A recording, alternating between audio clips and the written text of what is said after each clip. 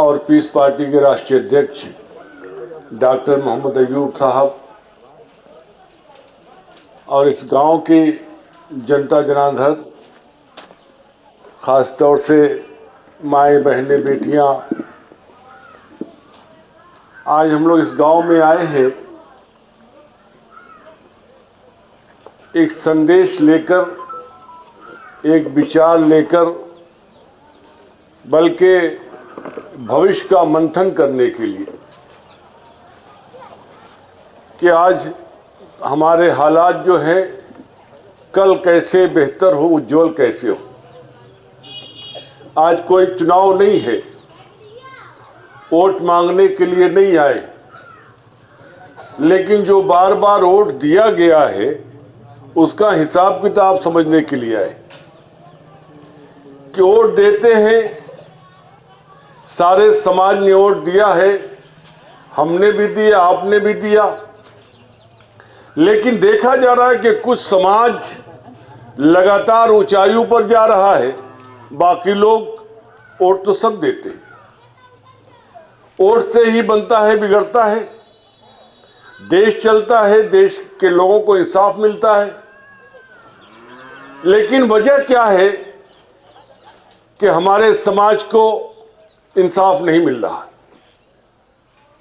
ये बहनें बेटियां बैठी हैं, जाड़े का दिन है, क्या जाड़े का जो लिबास होता है, कपड़ा होता है, वस्त्र होता है, हमारे बच्चों के सर पर है, उनके तन पर है कि हम जाड़े का कपड़ा भी नहीं पहन सकते। ये हमारी हैसियत,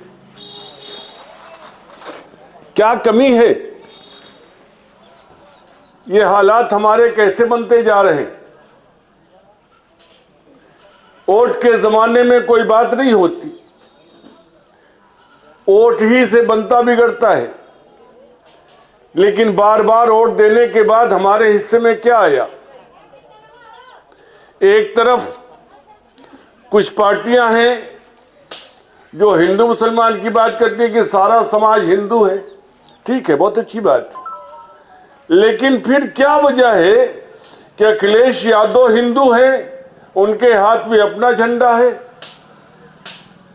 राहुल गांधी हिंदू हैं, उनके हाथ में अपना झंडा है, नरेंद्र मोदी, योगी जी हिंदू हैं, उनके हाथ में अपना अलग झंडा है, मायावती जी हिंदू हैं, उनके हाथ में अपना झंडा है।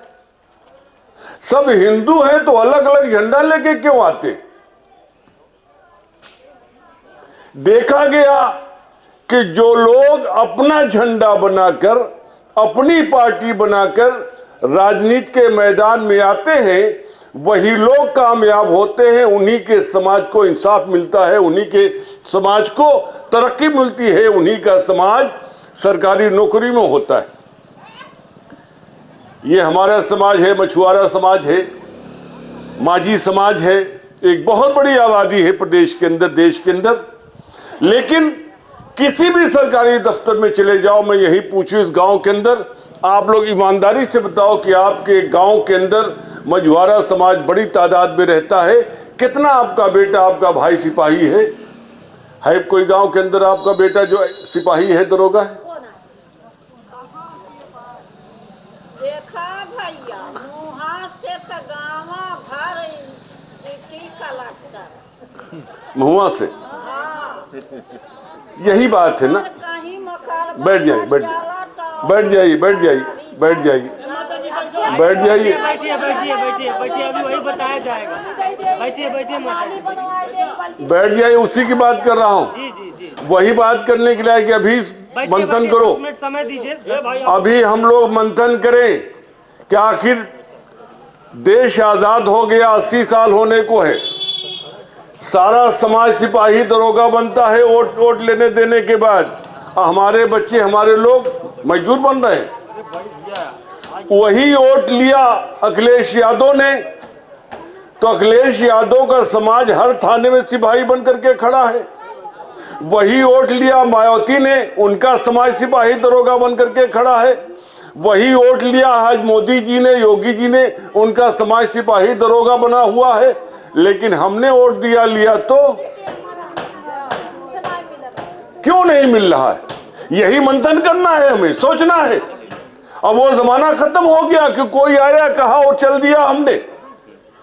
आज ये कह रही भारतीय जनता पार्टी को लोग कह रहे हैं, मोदी जी कह, देखिए हमने वादा किया था, हमने मंदिर बना दिया। क्या आपके गांव में मंदिर नहीं है? अरे कहो योगी मोदी जी, योगी जी आपने वादा किया था कि 15 लाख खाते में आएगा, ये वाला वादा कब पूरा करोगे? कहा था, वादा किया था कि 1 करोड़ हम नौकरी देंगे। इस गांव से विकास का रास्ता नहीं जाता।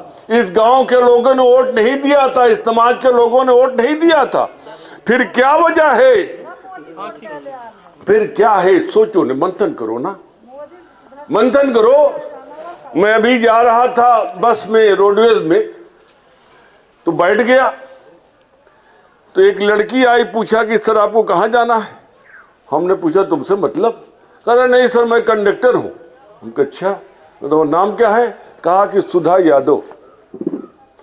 बस में रोडवेज कंडक्टर है, अखिलेश यादव की समाज की बेटी कंडक्टर बनकर के नौकरी कर रही है। उसका भविष्य आसमान की बुलंदी पर जा रहा है, वो घर वो परिवार तरक्की कर रहा है। और हमारे पास